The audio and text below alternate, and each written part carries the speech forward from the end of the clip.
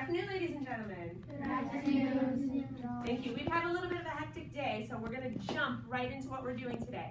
So just as if Ms. Bosch was teaching, when I'm teaching, we have the same rules, we have the same expectations. We have our dojo board up here, eyes up front, paying attention, listening ears on, and we are going to work. I have a question for you. Raise a quiet hand. Who likes to sing? Wow, that's a lot of you guys. Okay, well, I don't know if you knew this about me, but I'm actually a singer. And when I was thinking about what we were going to do today, which is working with commas, the first thing I thought of is how important commas are in my life. Because commas are not only used for regular text and books, but they're also used in music. So this is a piece that I did back in high school, and I happened to see it and I grabbed it. And you'll see up here, there's words Rex, comma, Rex, comma, Rex, comma.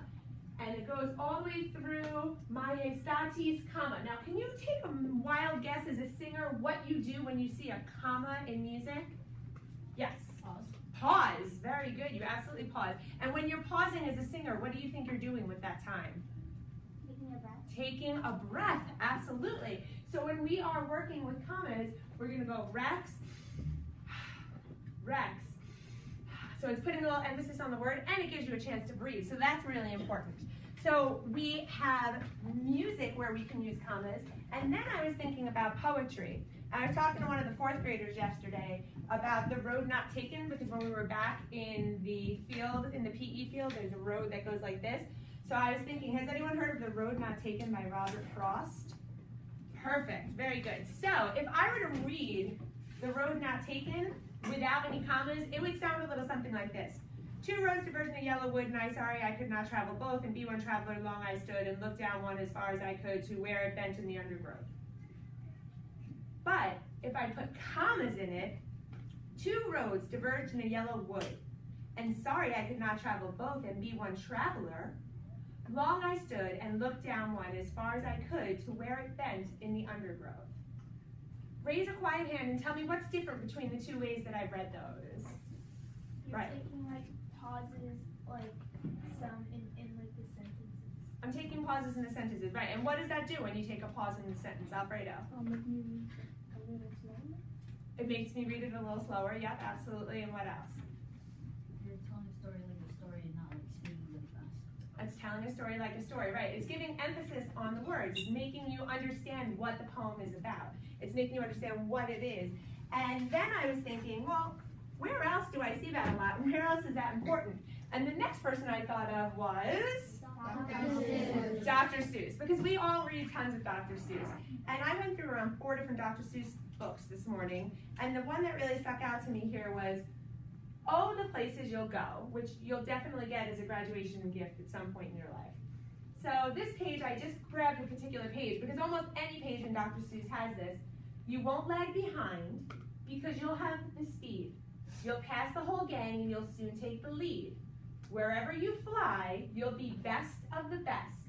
Wherever you go, you will top all the rest. So as you can see, it's putting emphasis on the words. It's telling you, wherever you go, comma, you will top all the rest. So it's really kind of making that point and hitting that point home.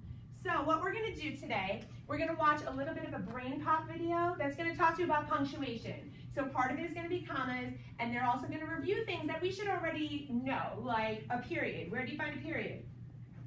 Yes. End of the sentence, and that means it's done. How about an exclamation point? What does an exclamation point show you? Like when you're yelling. When you're yelling, so you could be angry or excited, so it's expressing an emotion. And there'll also be commas. So we're going to put that on quick, and then we are going to talk about commas a little more as soon as Ms. Bosch opens this computer for me. Oh. So while we're opening our computer quick and getting ready for our brain pop, how many of you have already received this as a gift? Do you have this at home yet? Mm-hmm. This is a very popular one, and you're getting ready to go to middle school next year. You might get it then, you never know. So we are going to switch over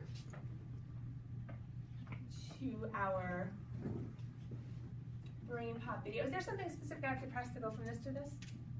Just hit the Elmo, the power button on there. Power. Oh, I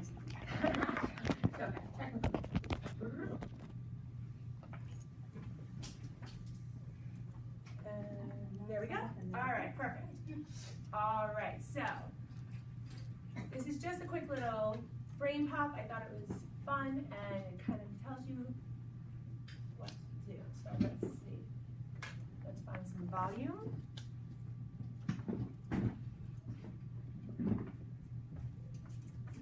I'm glad I shut that off earlier.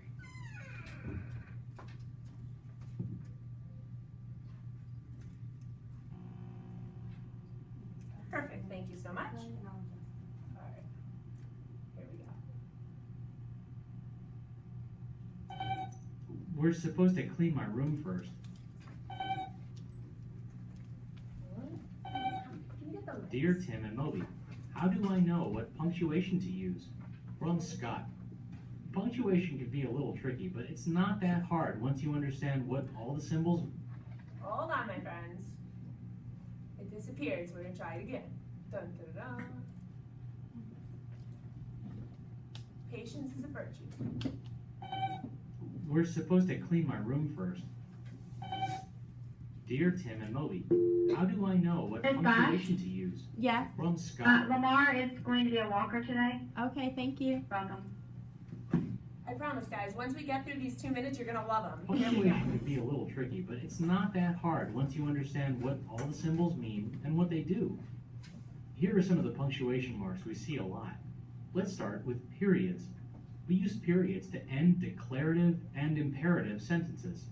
Declarative sentences do just that. They declare something, like Moby is a robot.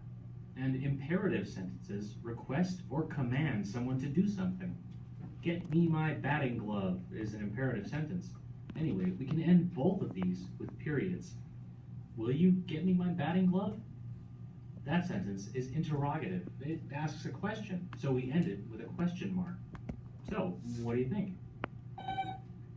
Good. You see how exclamation points are used to end exclamatory sentences. Those are sentences that have a strong statement or exclamation. On to commas. There are a lot of ways to use commas. Here are some of the basics. Pause when you see a comma, and use a comma when you need a pause between parts of a sentence. I need to get pencils, paper, and a notebook for school. My room, the place where I study, is a big mess. Where's the clock? Here we have an example of when to use a colon. You also use colons to introduce or define something. I have sports socks in the following colors: brown, white, and black. In this sentence, the following colors are defined as brown, white, and black. And you'll see how we use commas Semicolons between brown join and white, parts of right? sentences when there's no conjunction used, no and, but, or. They take the place of those words. No, you lost the baseball mitt. I took the blame for it. I remember perfectly. You said, I'll be in big trouble because it's the fourth baseball mitt I've lost. That's how we use quotation marks, by the way, to indicate a person's exact words. The word geology means study of the earth. They can also be used when you're specifying or giving an example of a word or phrase. We're never going to get this cleaned up. Ow, my foot. It really hurts. All right. Good job, everybody. Good job. So, that told you a little bit more than you might need to know, but it absolutely went over commas as well. Can you grab the light for me, please? So what we're going to do next is we are going to go over something that we've done previously, but I'm going to hand out our worksheet first. Can you give one to each person, please? And we're going to do this a little quickly. Alfredo, can you grab the glue sticks? And can you grab the scissors, please? And make sure everyone gets one, Amber. Thank you very much.